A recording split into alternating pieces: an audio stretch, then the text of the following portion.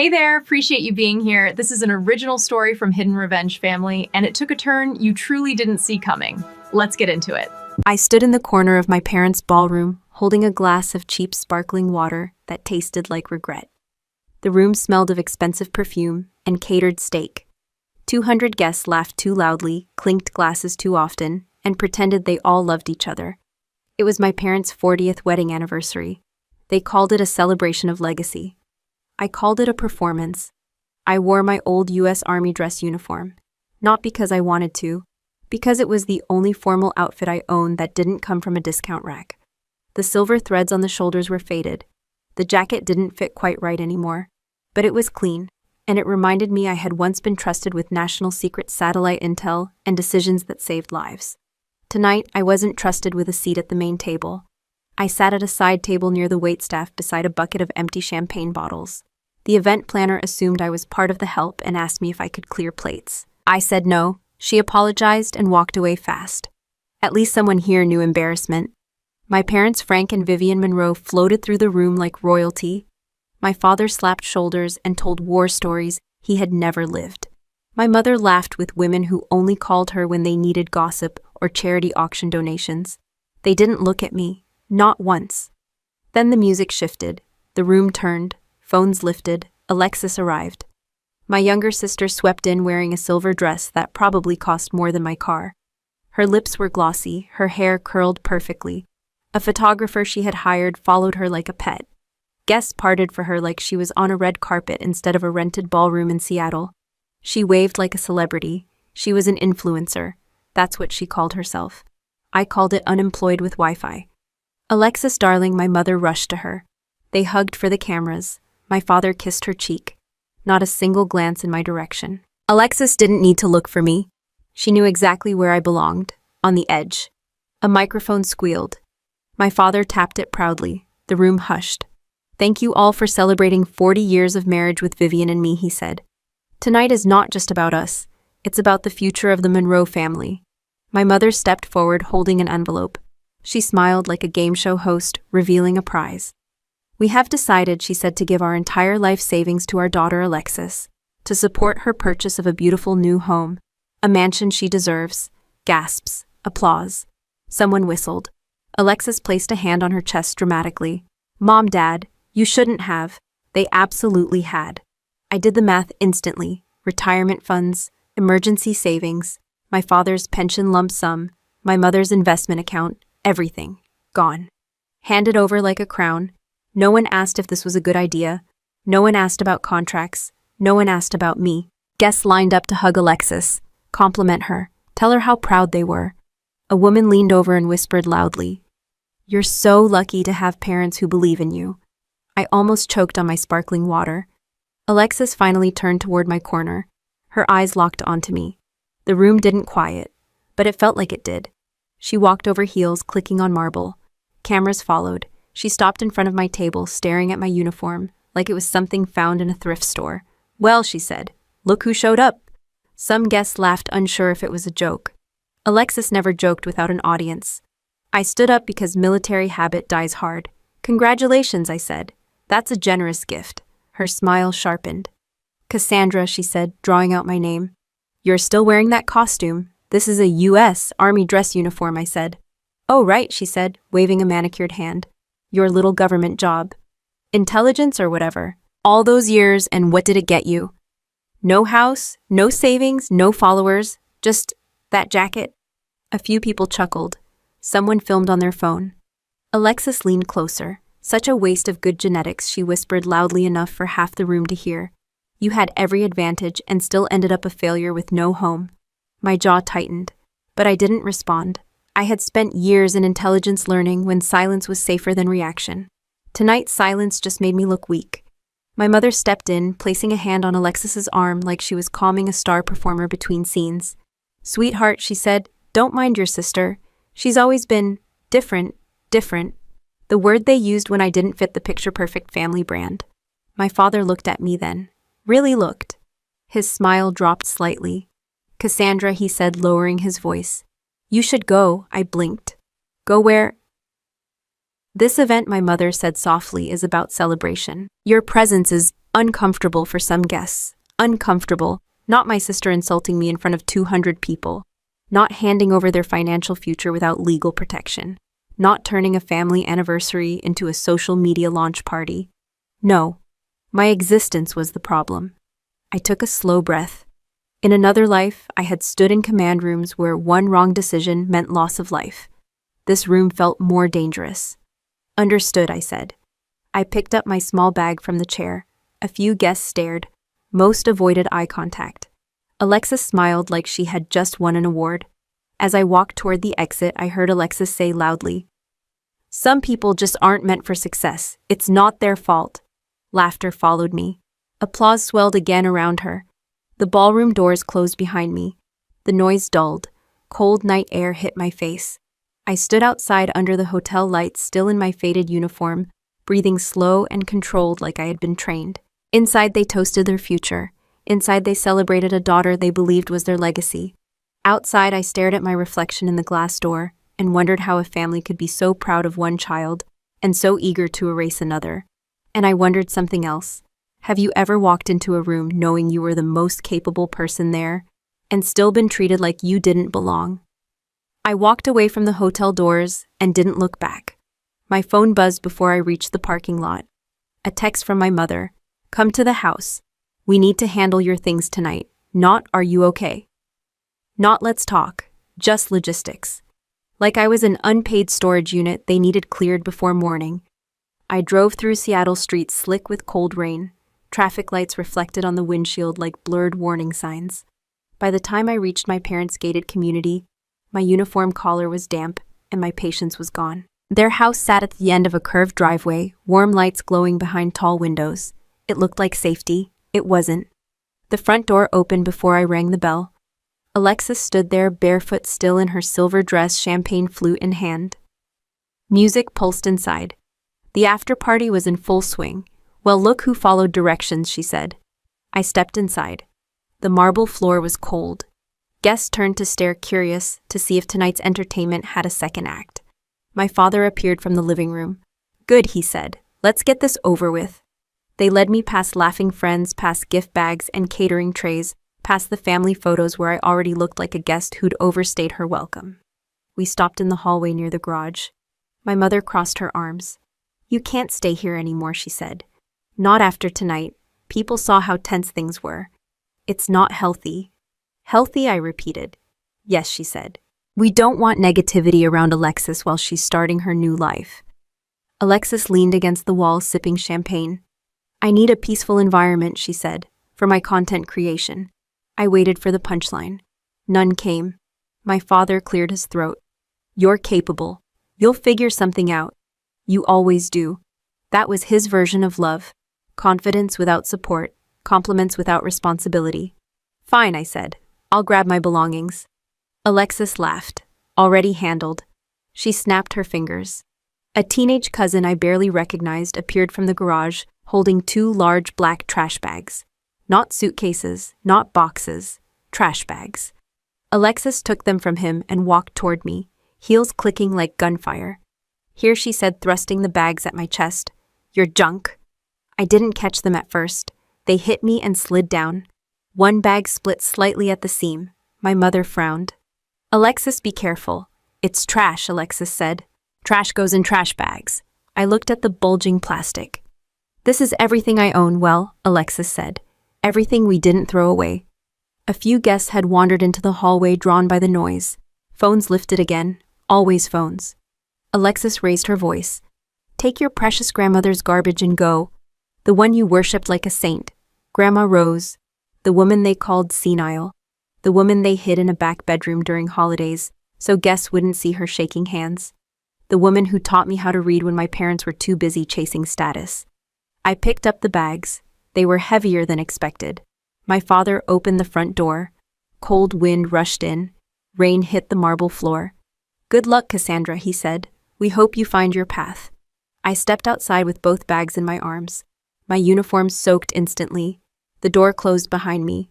The lock clicked. Laughter resumed inside. Music turned up. Glasses clinked. I stood on the front steps in the rain, holding 2 trash bags like they were evidence. I walked down the driveway. The gravel bit into my shoes. My shoulders burned. A car passed by on the main road. No one slowed. At the gate, I paused under a streetlight. Water dripped from my hair onto the plastic bags. One corner sagged where the seam had split. I set the bags down and crouched. The torn opening revealed fabric inside. Floral print, old, familiar. I pulled gently. A scarf. Grandma Rose's scarf.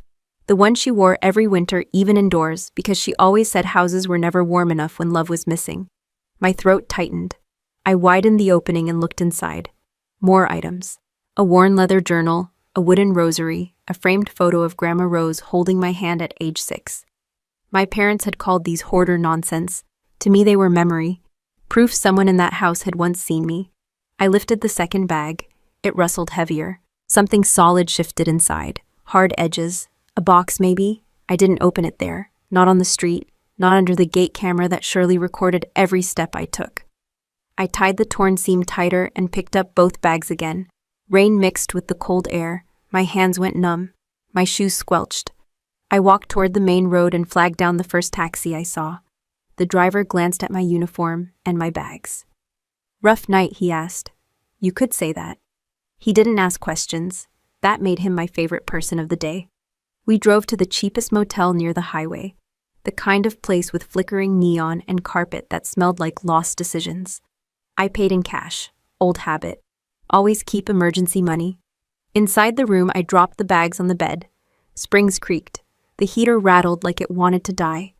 I locked the door, checked the window latch. Another habit. Trust is earned. Locks are assumed. I opened the first bag fully and laid Grandma Rose's belongings on the bedspread one by one. Each item like a quiet voice in a room that had been too loud for too long. Then I turned to the second bag. The plastic tore wider as I pulled. Inside was a shoebox wrapped in silver duct tape edges worn like it had been handled many times. Not trash, not random, intentional. I stared at the box, water dripping from my sleeves onto the floor, my hands hovering just above the tape. Training told me to assess before acting. Emotion told me to rip it open. I took a slow breath and pulled the box toward me. I peeled the duct tape slowly, not because I was careful, but because I didn't trust surprises anymore. The last strip came loose.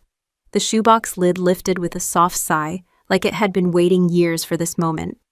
Inside were letters, handwritten envelopes stacked neatly, Grandma Rose's handwriting uneven, looping, stubborn. On top sat a folded note with my name, Cassandra. I didn't open it yet. Under the letters were plastic-wrapped bundles. Rectangles, tight, heavy. My fingers pressed into one and felt the ridges of paper. I unwrapped a corner. $100 bill stared back at me. I froze. Then pulled the wrapping off fully. Another stack beneath it, and another, and another. I spread them across the bed. The motel's cheap blanket disappeared under a sea of green. I counted. Once, twice, 3 times. $700,000. Not a lucky lottery ticket. Not loose savings. Cash. Carefully preserved. Hidden. Protected. My mind ran scenarios automatically. No bank. No records. No paper trail. Someone had planned this. Grandma Rose had never been broke. She had been invisible by choice. My hands moved to the bottom of the box. Something flat rested beneath the money. A thick envelope, cream-colored, sealed, stamped with a law firm's logo. Marcus Thornton and Associates. I tore it open. Inside was a property deed. I'd seen enough classified documents in my life to recognize authenticity. Watermark, notary stamp, registration code, official county seal. The address printed in bold letters made my breath stall. The mansion, the one my parents had proudly announced. The one Alexis was already painting and filming and calling my dream home. I read the ownership line. Registered owner Cassandra Monroe. Not shared, not partial, sole ownership. I sat back on the bed slowly, as if any sudden movement might change the words on the page. The heater rattled. A car passed outside. Somewhere a door slammed. Normal world sounds in a moment that wasn't normal at all. I checked the document again. Date of registration 3 months before Grandma Rose died. I whispered, "What did you do, Grandma?" My fingers found the note on top of the letters, the one with my name. I opened it. Cassandra. If you are reading this, it means they gave you what they think is trash. That tells me everything I needed to know. I built this family's wealth with my own hands. I watched how they treated kindness like weakness and money like love. I watched how they ignored you because you didn't flatter them, so I planned ahead. This house was never meant for Alexis. I wanted to see if glamour would blind her. It did. I wanted to see if greed would blind your parents. It did. I left you what matters, not because you need money, but because you understand loyalty. Protect yourself. Protect the truth. With love, Rose. My eyes stayed dry. Shock overrides tears. I folded the letter carefully and set it beside the deed. I spread out the rest of the envelopes. Most were addressed to lawyers, some to banks, some to me, dated over several years. Grandma Rose had played a long game. A thought cut through the moment. If Alexis and my parents thought the house was hers, how exactly had they arranged that no one buys a mansion in cash overnight? There were contracts, loans, signatures. I pulled my laptop from my bag and powered it on. The motel Wi-Fi was slow, but it worked. I logged into public property records, typed in the address, the screen loaded. Owner Cassandra Monroe, no liens, no mortgage, a clean transfer. They weren't just mistaken, they were trespassing. I leaned back against the headboard and exhaled. They had thrown me out with garbage and accidentally handed me their throne. But another line in Grandma's letter sat in my mind like a ticking device. Protect the truth. That meant there was more. Always more. I opened the rest of the letters. One envelope held printed emails, Alexis asking Grandma Rose to sign updated management papers. Another had copies of forms with Rose's name written in shaky ink that didn't match her handwriting. Forgery was obvious to anyone trained to spot it. My jaw tightened. Alexis hadn't just manipulated. She had committed crimes. I organized the papers across the bed. Money stacks on one side. Deeds centered. Letters fanned out like a case file. Years in military intelligence had taught me how to build a timeline. I started writing dates on a notepad. Alexis visited Grandma more often the last year of her life. Convenient. Alexis convinced my parents Rose was confused. Convenient. Alexis pushed paperwork. Convenient. And then Grandma died quietly. Too quietly. My hand paused mid-note. Rose's medication records. My mother had once complained about pharmacy costs. Alexis had taken over prescription pickups. A memory surfaced. Rose whispering to me months before she died. Your sister worries too much about my pills. At the time, I thought it was harmless. Now it was a siren. I set the pen down. This wasn't only about money. This was a crime scene that had never been investigated. I gathered the documents into piles and slid them back into the box, except for the deed and Grandma's note. Those I kept out. I opened the motel drawer and found a Gideon Bible. I didn't pray, but I needed a flat surface. I placed the deed inside it for safekeeping. Then I picked up my phone and looked at the call log. Missed calls. 3. Mom, Dad, Alexis. They didn't know yet. And that was an advantage. I turned the phone face down. In a matter of hours, I had gone from unwanted daughter to legal owner of their dream. From trash to leverage. From exile to power. And I hadn't even raised my voice once. I didn't sleep. The heater rattled. A couple argued in the next room. Somewhere outside, a siren wailed and faded. None of it mattered. My mind was already in operational mode. I lined the documents on the bed again, this time with purpose. Not emotion, not anger, assessment. In the Army, intelligence work is simple in theory. Collect, verify, connect, expose. People think it's about gadgets and dark rooms. It's mostly about patience and noticing what others ignore. My family had ignored me for years. That was their first mistake. I opened my laptop and built a timeline spreadsheet. Date of Rose's hospital visits. Dates on Alexis's emails. Dates of the deed transfer. Dates of my parents' sudden financial withdrawals. Patterns formed fast. 3 months before Rose died, my parents liquidated part of their retirement fund. 2 weeks later, Alexis emailed a realtor. A week after that, Rose signed management authorization papers. Except the signature didn't match her older letters. The slope of the R was wrong. The pressure points were inconsistent. A shaky imitation, not age-related tremor. I zoomed in on a scanned copy and smiled without humor. Alexis hadn't just faked it. She'd done it badly. Next step, money trail. I searched public court databases. No mortgage under Alexis's name. No approved loan. No credit-backed purchase. which meant only one thing: she had convinced my parents to pay.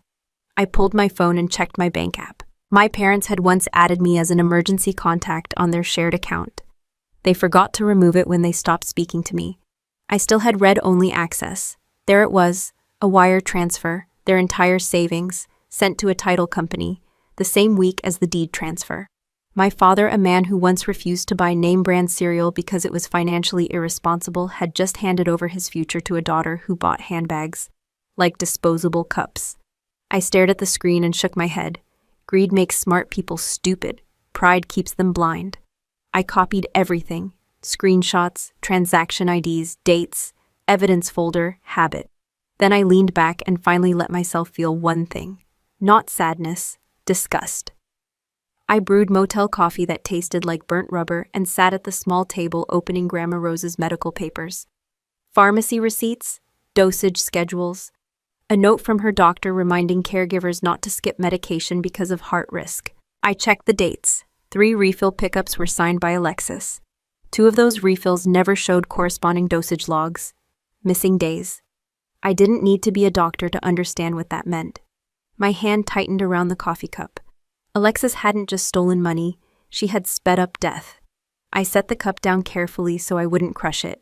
Controlled movements, controlled breathing. Anger is useful only if you don't let it drive. I needed professional backup, not revenge, precision. I searched the law firm name on the deed. Marcus Thornton and Associates. Downtown Seattle, estate law, trust litigation, high-end. I called. A receptionist answered with a voice that cost more than my motel room. I explained I had documents from Rose Monroe's estate and needed an urgent appointment. I didn't beg. I stated facts. Another habit. She booked me for noon. I packed the shoebox into my bag. Cash stayed wrapped. Deed inside the Bible, letters in a folder. I checked out of the motel and walked to my car. Rain had stopped. The sky was the color of dull metal.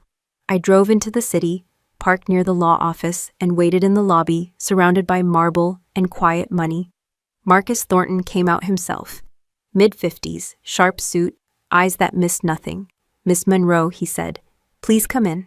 Inside his office, I laid everything on his desk without speaking. He looked through the deed first, then the letters, then the forged signatures, then the pharmacy logs. His jaw tightened almost imperceptibly. "Your grandmother was thorough," he said finally. "She wanted the house to go to me," I said. "Legally." "It already has," he replied. "This deed is registered. You are the sole owner. No one else has a legal claim." I let that settle. "What about the money my parents sent?" I asked. "Gone," he said. "Voluntarily transferred, unless fraud is proven." I slid the forged documents forward. He nodded slowly. "Fraud may be the least of their problems." "What do you mean?" He opened a drawer and pulled out a USB drive. "Your grandmother recorded a statement before she passed," he said. "She told me to release it only if certain conditions were met. One of them appears to have occurred." He plugged it into his computer and hit play. Rose's voice filled the room, fragile, clear. "If you are hearing this, it means Alexis attempted to seize what she did not earn. She has already cut my medication without my consent. I fear what she may do next. I leave this record so there is no doubt about my wishes and no doubt about what has been done to me." I closed my eyes for 1 second, just one. Marcus turned off the recording. "This," he said, "is evidence. Combined with the medical logs, it establishes potential criminal intent. If you wish, we can contact authorities." "Not yet," I said. He raised an eyebrow. "May I ask why?" "Because they still think I'm homeless," I said. "Power is best used when the other side doesn't know you have it." A faint smile tugged at his mouth. "I see your background wasn't wasted. I need to understand the full financial situation," I said. "What liabilities exist? What contracts were signed?" "Everything," he nodded. "We'll obtain records." "Quietly, good," I said. "And I want no contact with them yet. No warnings." Marcus folded his hands. "You are in a strong position, Ms. Monroe, but strength without control can become cruelty." "I'm not interested in cruelty," I said. "I'm interested in truth." When I left his office, I felt lighter. Not because I was happy, because the fog had lifted.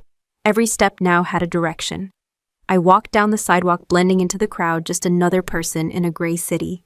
My phone buzzed in my pocket. "Alexis, incoming call." I didn't answer. I kept walking. I let the phone ring until it stopped, then slid it back into my pocket. and kept walking like it hadn't mattered. By evening, I was sitting in a cheap diner booth with a cup of black coffee and a plan. Not a revenge plan, a containment plan. When you deal with unstable assets, you don't strike immediately. You observe. You let them expose themselves. My phone buzzed again. "Dad," I answered. "Where the hell are you?" he snapped. "Safe," I said. "You disappeared." My mother cut in on speaker. "We've been calling all day." I waited. Silence makes people fill space with truth. Finally, Alexis spoke. Her voice was sugary.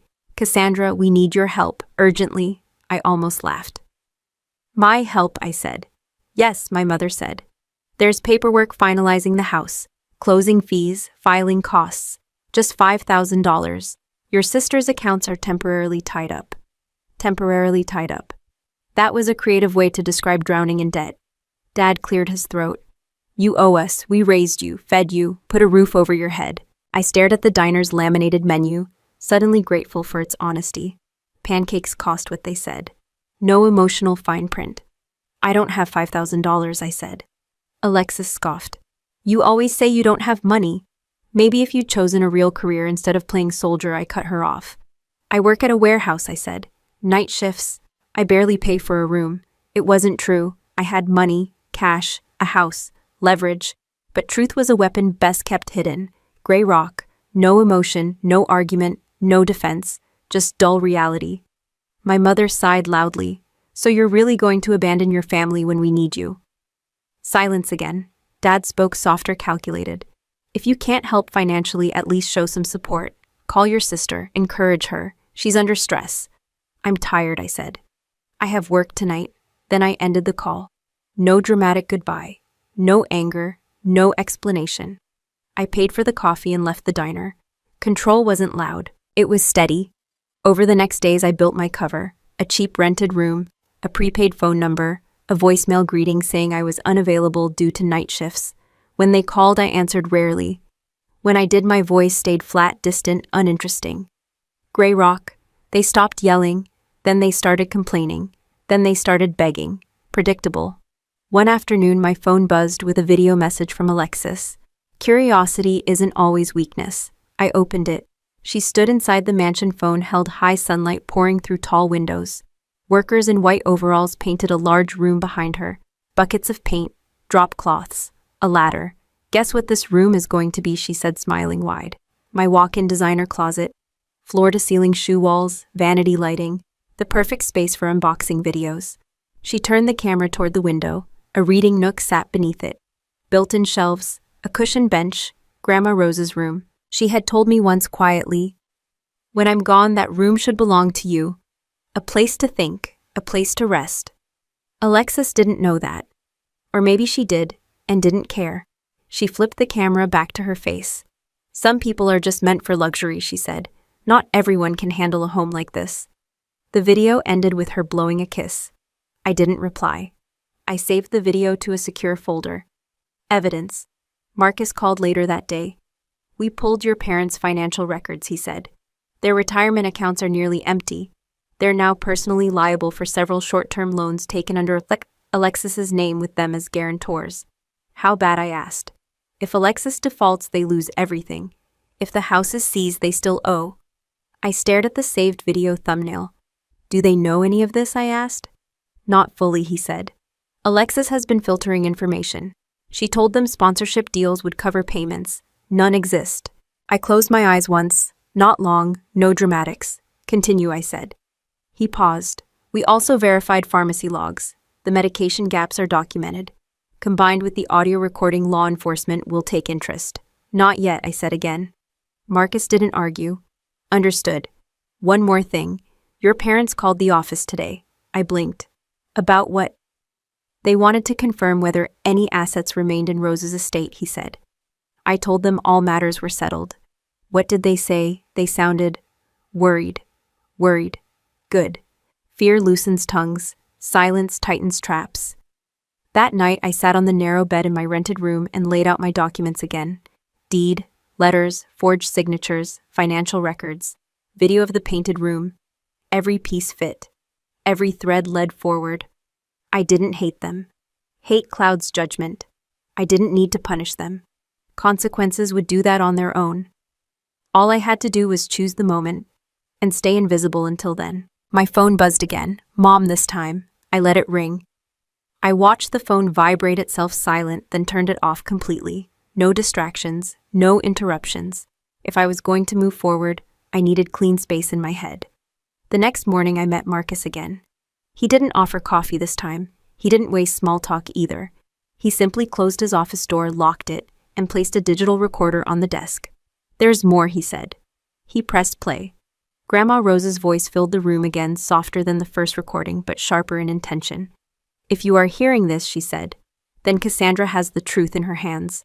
I want it known that Alexis Monroe deliberately interfered with my medical treatment. She withheld my heart medication on multiple occasions. I confronted her. She said I was in the way of her future." My fingers curled into a fist under the table. Rose continued, "I did not die peacefully. I died aware, and I prepared accordingly." The recording stopped.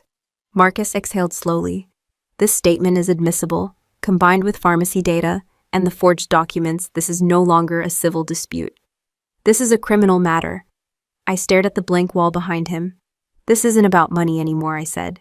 "No," Marcus replied. "It's about accountability." I thought of Alexis tossing trash bags at me, of my parents closing the door, of Grandma Rose whispering stories to me while my mother entertained guests in the next room. She planned everything I said quietly. "Yes," Marcus said. "She built a legal trap, she left bait, and she trusted you to spring it only when necessary." I let that sink in. Then I asked, "What happens if we go to the police today?" "Alexis will be arrested," Marcus said. "Your parents will be investigated for financial complicity, possibly negligence. The house will be seized as evidence. Media attention will follow. Media attention, Alexis's oxygen supply." But Marcus added, "Your parents will likely lose everything immediately, and Alexis may negotiate reduced charges if she cooperates." I didn't like that. I didn't want chaos. I wanted clarity. I wanted truth spoken in a room full of people who thought they had buried it. "Not yet," I said. Marcus studied me. "You have something else in mind." "I received something in the mail," I said. "Yesterday."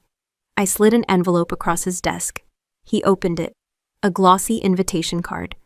"Alexis Monroe invites you to the housewarming and engagement celebration, Friday, 7 p.m., Monroe Estate." Engagement. She hadn't even told me she had a boyfriend serious enough for that. Then again, Alexis didn't need love. She needed an audience. Marcus raised an eyebrow. "She sent this to you." "No," I said. "She sent it to my parents." My name was crossed out. "They forwarded it to guilt me into showing up." Marcus smiled once. Poetic. I leaned back in my chair. "They're going to gather everyone who matters to them," I said. "Friends, business contacts, family, influencers, people who believe Alexis is the future of the Monroe name." Marcus nodded slowly. "A public environment," he said, "where facts can't be hidden later." I didn't answer. I didn't need to. He folded his hands. "If you walk into that house, you must be prepared for every outcome. Emotional escalation, law enforcement involvement, permanent consequences." "I've been preparing for years," I said. Marcus slid the recorder toward me. "Take this. If anything happens, press record. Always." I placed it in my pocket. When I left the office, the city felt different. Not hostile, just neutral, like a chessboard waiting for the next move. I drove past the mansion that evening. Tall gates, fresh paint, landscaping trucks.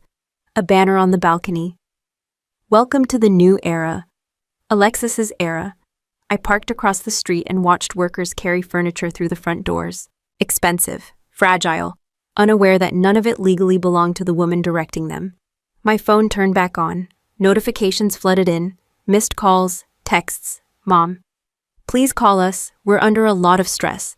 Dad, Alexis needs family support right now. Don't be bitter, Alexis. If you show up Friday, don't embarrass yourself." I didn't respond to any of them. Instead, I opened a new contact in my phone. Detective Luis Ortega, Major Crimes. Marcus had given me the number earlier just in case. I didn't call yet. Not because I hesitated, because timing mattered. Later that night, I sat in my rented room, Grandma Rose's scarf around my neck. Not for warmth, for grounding. I laid everything out on the bed again. The deed, the recording device, the folder of evidence, the invitation card. I rehearsed no speeches, no dramatic lines, No emotional pleas. Facts speak for themselves. I only needed to hold the microphone long enough for the room to hear them. My phone buzzed one more time. A new video from Alexis. She stood at the mansion's entrance this time, a diamond ring on her finger. Her fiancé smiling beside her like a man who had no idea what storm he'd walked into. "Big night Friday," she said. "Hope you're not too busy stacking boxes to come." I watched once, then deleted it, evidence saved elsewhere. I turned off the lights, lay down and closed my eyes, not to rest, to focus, because Friday wasn't about revenge. It was about revealing what had been buried. And once truth enters a room, no one walks out the same. I stepped out of my car and pulled the collar of my plain black coat up against the cold. The mansion glowed ahead of me. Warm golden lights, polished windows. A driveway lined with rented luxury cars. Valets hurried like obedient ants. Music pulsed through the walls. Laughter floated into the night air. Alexis had built herself a kingdom of glass. Tonight she planned to sit on the throne. I walked past the valet stand. No one recognized me without the uniform. No one stopped me. To them, I was just another guest who didn't matter. Inside the entrance hall smelled of fresh paint and expensive candles. Marble floors reflected the chandelier's light so brightly, it almost hurt to look at. A banner hung above the staircase.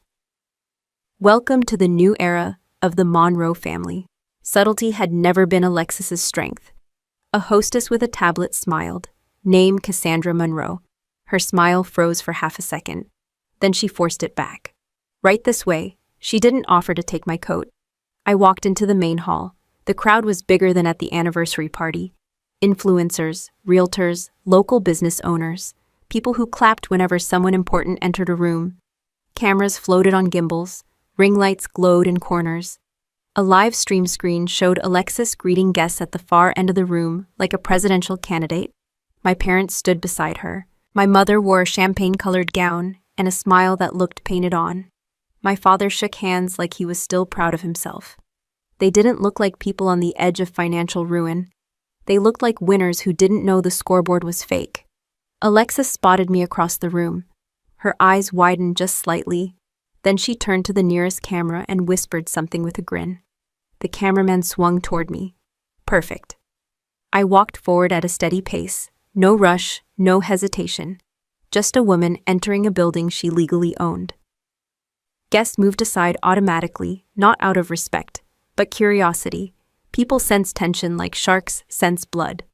Alexis stepped away from her fiancé and met me halfway. "Well," she said, lips stretched tight, "you actually came." I didn't hug her. I didn't smile. I just looked at her hand. The diamond ring caught the light like a signal flare. "Congratulations," I said. Engagements are serious commitments. Her fiancé, a tall man with expensive shoes and nervous eyes, extended his hand. "I'm Ryan," he said. "Nice to meet you." I shook his hand. "Cassandra." His grip loosened slightly when he heard the name. He glanced at Alexis. She laughed too loudly. "She's my sister," Alexis said.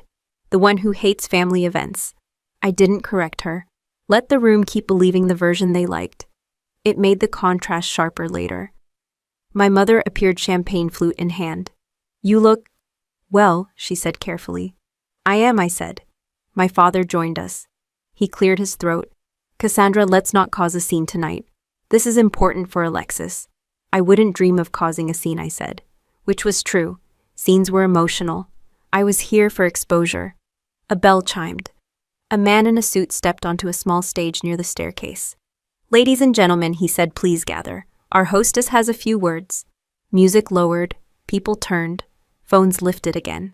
Alexis walked up the steps to the landing framed by the banner and chandelier. Her fiancé stood beside her. My parents flanked her like loyal guards. She took the microphone. "Welcome," she said, voice sweet as sugar water. "Tonight marks the beginning of a new chapter for the Monroe family. This home represents growth, success, and vision. Applause." She raised her ring hand. "And I'm thrilled to announce my engagement to Ryan. Together we'll build something extraordinary." More applause. Flashing lights, a chorus of congratulations. Alexis lifted her chin. "I want to thank my parents," she said, "for believing in me, for investing in my future, for knowing that sometimes one child carries the legacy forward." Her eyes flicked toward me. Quick, sharp, intentional. Some guests followed her gaze. Whispers sparked. The camera feed cut briefly to me on the large screen, then back to Alexis. Whoever ran the live stream knew drama when they saw it. Alexis smiled wider. Not everyone is built for success, she said. Some people choose simpler paths, and that's okay. We all play our roles. A few awkward laughs. My mother's smile tightened.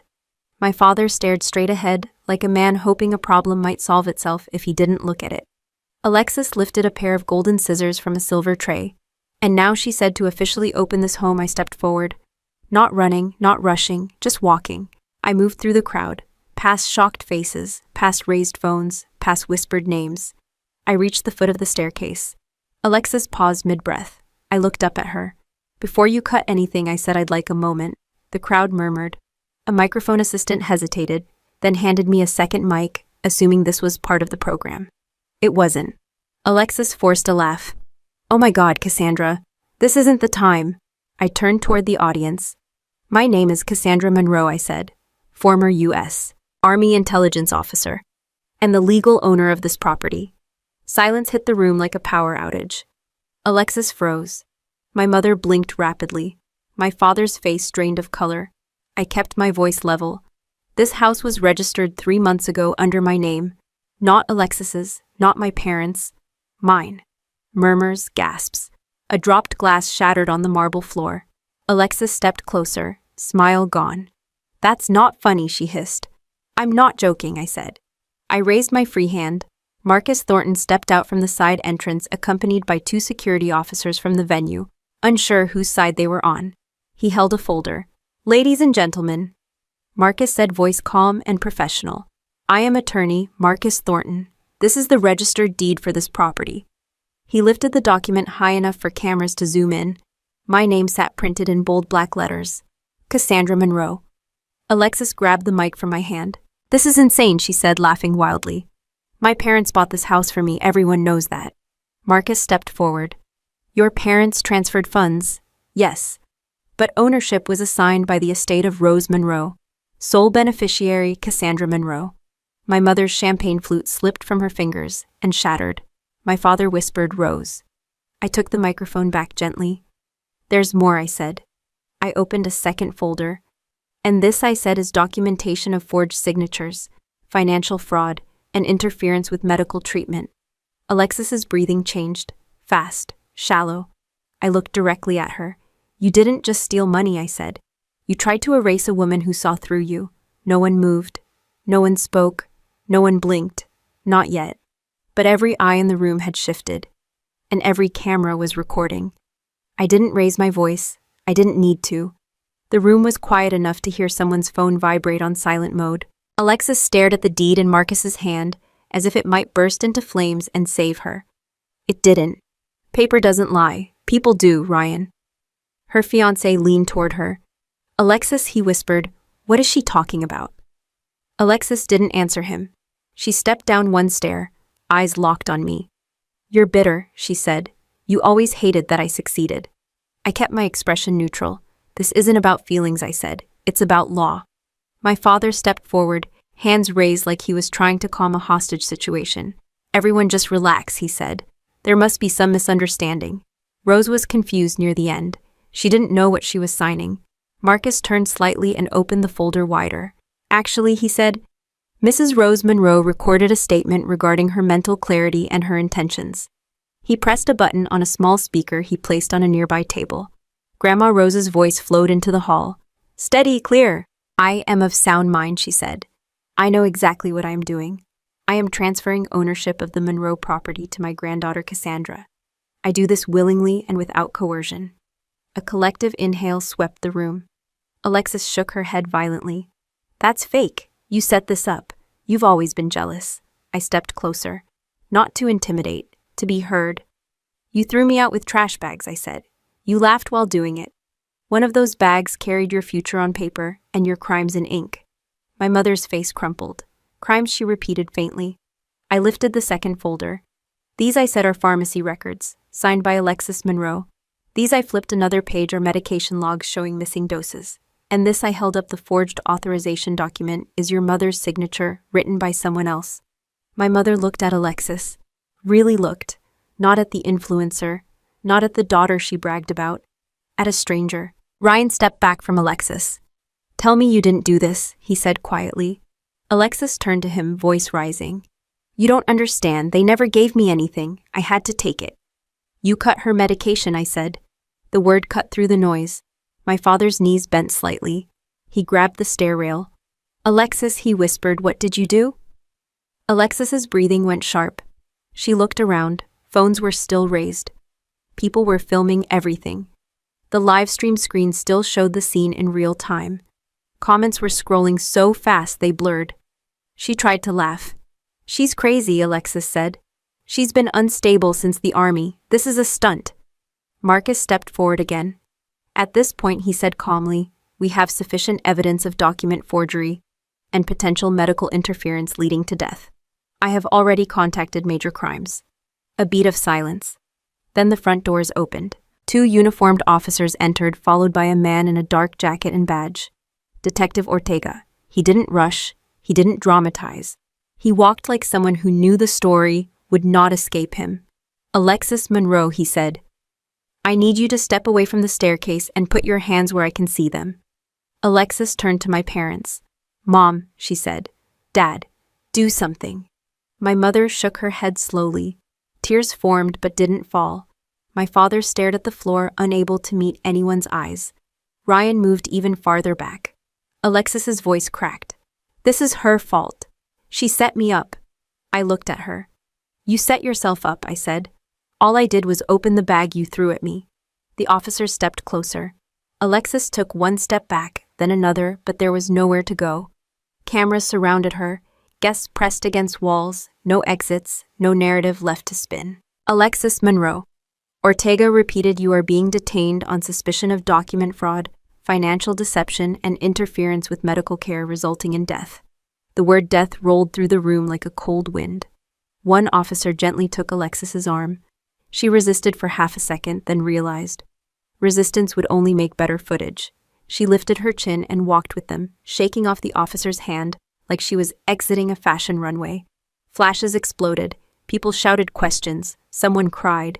Someone laughed nervously. Someone whispered, "Is this real?" My mother finally broke. She sank onto the stairs, covering her mouth. My father sat beside her like a man whose spine had evaporated. I didn't approach them. Not yet. Not there. Marcus leaned slightly toward me. "It's done," he said. "Not everything," I replied. Ortega returned after guiding Alexis outside. "Miss Monroe," he said to me, "will need your full statement and the original documents." "You'll have them," I said. "My attorney will coordinate." He nodded. Professional respect, recognizing professional preparation. The crowd began to dissolve. People backed toward exits, still filming, still whispering, still hungry for angles. Influencers already crafting captions. Neighbors pretending they hadn't enjoyed the spectacle. The mansion felt larger now, hollower. I walked up the stairs slowly, passing my parents without a word. They didn't stop me. They couldn't. I reached the landing where Alexis had stood minutes ago, claiming a legacy. I turned and faced the room. "This house," I said, voice calm, "is now under my control. Any person remaining on the property after tonight does so with my permission only." No one challenged it. No one questioned it. The deed had already spoken.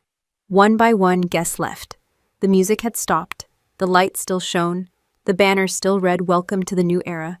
It just belonged to someone else now. I stood alone at the top of the staircase, looking down at the wreckage of pride, greed, and denial. And I finally felt nothing. Not anger, not triumph, just certainty. I didn't stay in the mansion that night.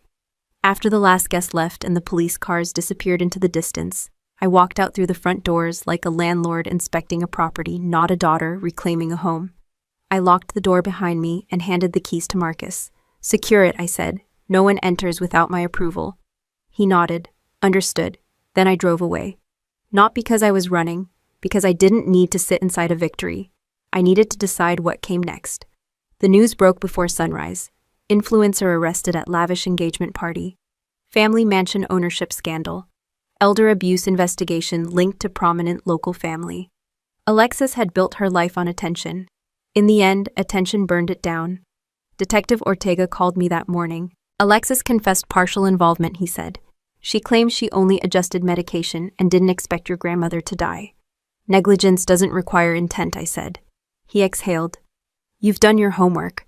Someone had to, I replied. He told me my parents had been interviewed.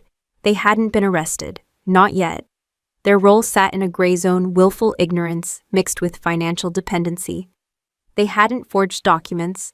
They hadn't handled medication. But they had handed over everything without asking questions. And they had thrown out the only person who might have stopped it.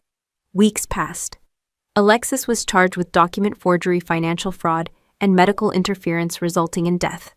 Her lawyer tried to spin it as family misunderstanding. The evidence didn't bend. Ryan disappeared from every headline. He issued one statement wishing the family privacy and vanished like a man stepping away from a live wire. My parents tried calling again. I didn't answer. Not because I hated them, because I needed them to sit in silence and finally hear their own choices. Marcus handled the estate. The mansion was mine. The cash from the shoebox was legally declared and deposited. Taxes paid, no loose ends. Grandma Rose had planned better than any strategist I'd ever met. I visited the house once during that time. No guests, no banners, no music. Just empty rooms echoing. I walked into the reading nook Alexis had started converting into a closet. Paint cans still sat on the floor, shelving half installed, the window bench untouched. I sat there for a long time, not mourning, listening. I could almost hear Grandma Rose's voice saying, "A quiet room tells the truth," so I told the truth, to myself. I didn't want this house, not as a palace, not as a trophy. It was a symbol of everything that had rotted in my family. Keeping it would turn me into the same person who measured worth in square footage. I called Marcus. "Sell the property," I said. He paused. "Are you sure?" "Yes," I said. "At market value, no favors, no discounts." He didn't argue. He understood legacy wasn't always about possession. When my parents heard they requested a meeting, I agreed. We met in a small cafe far from their old neighborhood. No marble floors, no chandeliers, just chipped mugs and scratched tables. They looked older, smaller. My mother's hands shook when she lifted her coffee. My father avoided my eyes. "We lost everything," my mother said. I didn't answer immediately. I let the words sit. "Alexis took loans in our names," my father said. "We didn't know. We thought sponsorship money was coming." "You didn't ask," I said. My mother winced. "We were proud of her, and ashamed of me," I said. They didn't deny it. Denial was gone, only regret remained. "What happens to us now?" my father asked. I slid a folder across the table. Inside was a simple plan, a small house in a quiet rural town, paid in full. Enough remaining funds from the estate to cover modest living costs. No luxury, no spotlight, no debts. I followed Grandma Rose's instructions, I said. "You will have a place to live, basic comfort, nothing more." My mother's eyes filled. "Why?" she whispered. "After what we did to you, I thought of Grandma Rose's letter, loyalty, heart, memory. Because ending a cycle doesn't require becoming the villain," I said. They nodded, not understanding fully, but accepting. They didn't ask for forgiveness. They didn't deserve to. But they took the folder like people handed a second life they hadn't earned. Alexis was sentenced months later. Reduced time for cooperation. Court-ordered restitution. Permanent criminal record. The influencer world moved on in a week. The internet always does. No one invited me to the sentencing. I didn't attend anyway. Justice didn't need my applause. I took the remaining money and built what Grandma Rose wanted. A foundation for veterans transitioning out of service. Housing assistance. Legal aid, counseling, real help. Quiet help, no banners, no live stream, no applause. On the opening day, a young woman in a worn uniform shook my hand and said I thought I had nowhere to go. I smiled. "Now you do." That night I walked alone on a beach outside the city. Cold sand, open sky, endless horizon, no uniform, no trash bags, no marble floors, just me. I stopped at the waterline and watched the waves roll in steady and relentless. Some families throw away what they don't understand. Some people mistake glitter for gold. And some treasures only reveal themselves after they've been called trash. I turned toward the dark ocean and spoke softly, not for anyone else, just for myself. Rubbish in one house becomes inheritance in another, and greed never owns what it steals. Then I walked back up the shore, hands in my pockets, future open, unclaimed, and fully mine. Now I want to ask you something.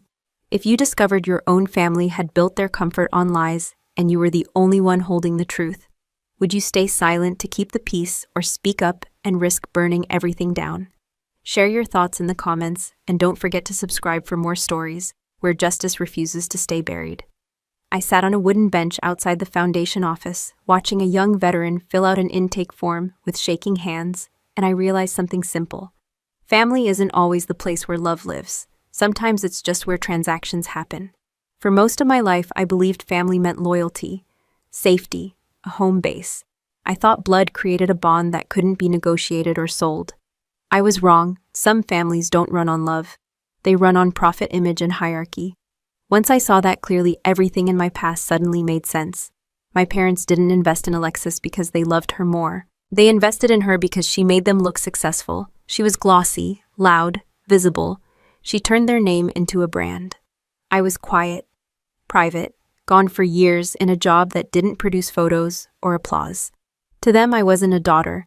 I was a line on a spreadsheet that didn't generate returns.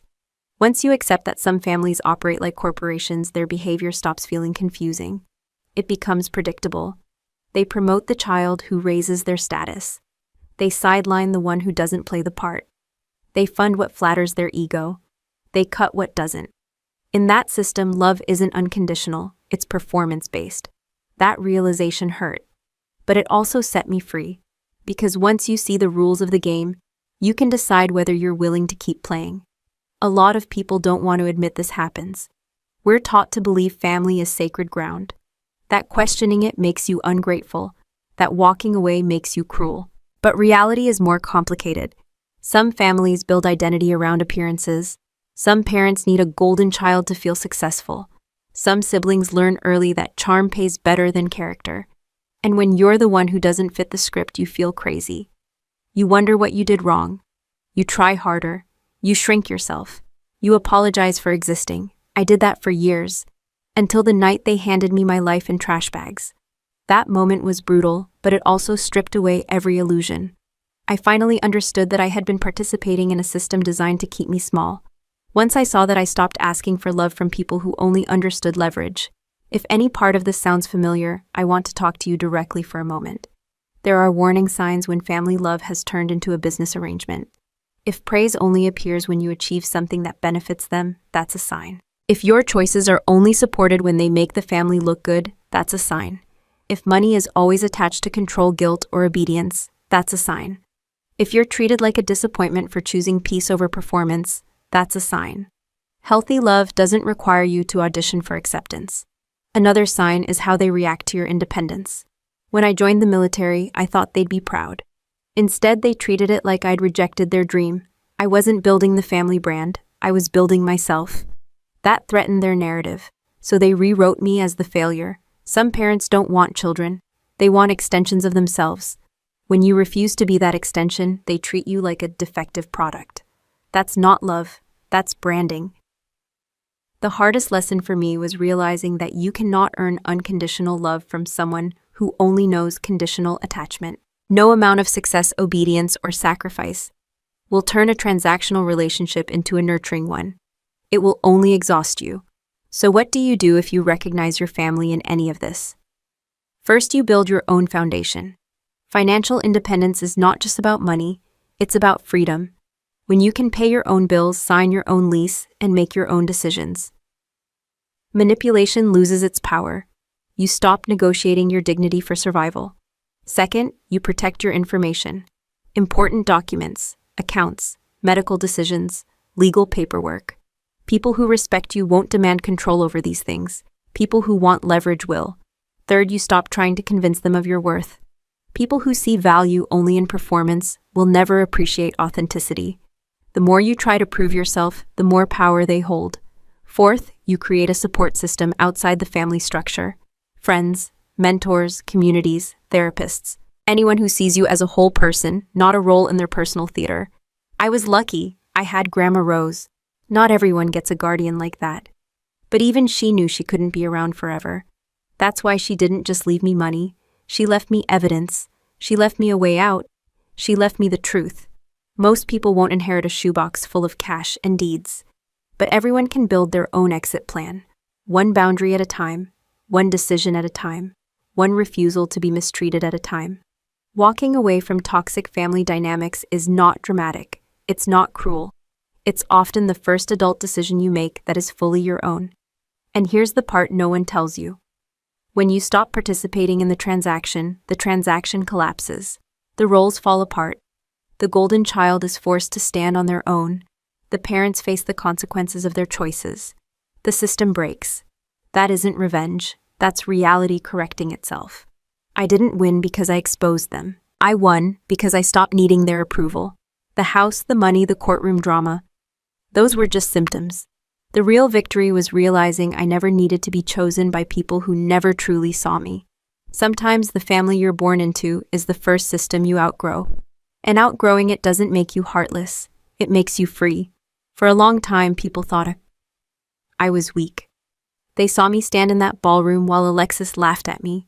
They saw me walk out without screaming, crying, or throwing a glass. They saw me answer my parents with flat, emotionless sentences. To them, I looked defeated, passive, easy to push aside. What they didn't see was that I was doing exactly what I was trained to do. In military intelligence, you learn quickly that reacting too fast is how you lose. The loudest person in the room is rarely the one in control. The one who keeps their breathing steady, their face neutral, and their words minimal is the one gathering data. Every outburst from the other side becomes information. Every insult becomes a clue. Every attempt to provoke you reveals their position. Silence isn't absence, it's observation. But you don't have to be a soldier to use this skill. You just need to understand one truth in toxic family systems. Emotional reactions are currency. The more you give, the richer they become. When Alexis insulted me in public, she wasn't just being cruel. She was testing how much emotional fuel she could extract. Anger, tears, shame, anything dramatic would have fed her narrative that I was unstable and she was superior. By giving her nothing, I left her performing alone on stage. That strategy has a name. Some therapists call it gray rock. I just call it refusing to dance. Gray rock is simple in practice, but hard in emotion.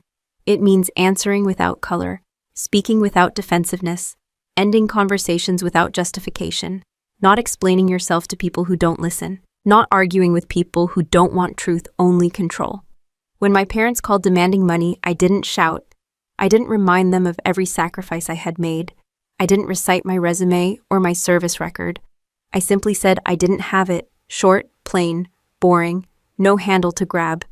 When Alexis sent videos to provoke me, I didn't respond. No angry reply, no counterattack, no online war. She needed attention. I gave her emptiness. At first that made them escalate. Louder insults, bigger guilt, more dramatic pleas. That's what happens when manipulators feel supply running low. They turn up the volume. But when you stay steady, something interesting happens. They start to crack. They contradict themselves. They exaggerate. They reveal desperation. They expose lies they can no longer keep straight. They show everyone else who they truly are because you are no longer absorbing the chaos for them. Silence doesn't mean you accept mistreatment. It means you refuse to participate in the performance. Many people think strength looks like shouting your truth. Sometimes it does. But in certain environments, the strongest move is to say less and prepare more. Save your words for the moment they matter.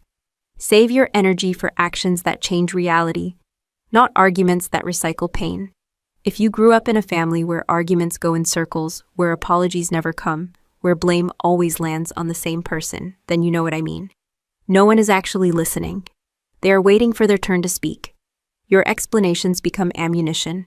Your emotions become proof that you're the problem. Silence starves that machine. This doesn't mean disappearing or becoming cold. It means choosing when to engage and when to withdraw. It means ending a call that becomes abusive. It means saying, I'm not discussing this, and letting the discomfort sit where it belongs.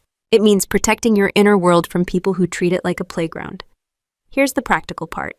If a family member insults you, you don't need a speech. You can say, I'm not okay with being spoken to that way, and end the conversation. If they demand money explanations or emotional labor, you can say, I'm not able to help with that, and repeat it as many times as needed. If they push for justification, you don't owe one. Boundaries are not court cases. You don't have to present evidence to deserve respect. If they try to pull you into drama through texts or social media, you don't have to respond. Silence is a complete sentence. At first it feels unnatural. We're trained to over-explain, to soften every no, to manage other people's feelings. But when you stop doing that, you learn something powerful. Their reaction is not your responsibility. Another lesson I learned is that silence works best when paired with preparation. I didn't just stay quiet. I gathered documents, I made calls, I built a case, I set traps. My silence wasn't empty, it was strategic. You don't need a legal battle to apply that. Your preparation might look like saving money quietly, looking for a new place to live, building a support network, finding a therapist, planning how to exit a toxic environment, saying nothing while you set yourself up for freedom. The outside world sees stillness. Inside, you're building momentum. And eventually there comes a moment when silence ends, when you speak once clearly and everything changes. Not a rant, not a breakdown, a statement of fact. I walked into that mansion and said one sentence: I own this house. Everything after that was just paperwork catching up to truth. So if you feel overlooked, underestimated, dismissed, or erased in your own family, don't assume your quiet endurance is weakness. It might be the beginning of strategy. It might be the space where you're gathering strength. It might be the calm before you step into your own authority. You don't have to announce every plan. You don't have to defend every choice. You don't have to fight every battle. Sometimes the strongest move is to say nothing, prepare everything, and speak only when reality is already on your side. Silence was never my weakness. It was my advantage. People love revenge stories. They love the moment the wrong daughter storms back in, burns everything down, and walks away smiling while the family begs in the ashes. I understand why. When you've been humiliated, dismissed, or erased, fantasy revenge feels like justice. It feels balanced. It feels satisfying. But standing in the wreckage of my family's illusions, I learned something important. Revenge is easy. Justice is hard. Revenge says hurt them the way they hurt you. Justice says stop the cycle so no one else bleeds from it again. The night Alexis was taken away in handcuffs, I could have gone further. I could have left my parents homeless. I could have let debt swallow them. I could have sold the mansion and kept every dollar. I could have walked away and said, "You deserve this." No one would have blamed me, but then I would have become exactly what poisoned that family in the first place. A person who treats others as disposable once they no longer serve a purpose. I wasn't raised by my parents. I was raised by Grandma Rose. And Grandma Rose didn't build traps to create suffering. She built them to expose truth. She wanted consequences, not cruelty. She wanted accountability, not annihilation. That distinction matters. There's a difference between burning a house down and turning off the gas leak that keeps poisoning everyone inside. When I sold the mansion and set my parents up with a modest home, I wasn't rewarding them.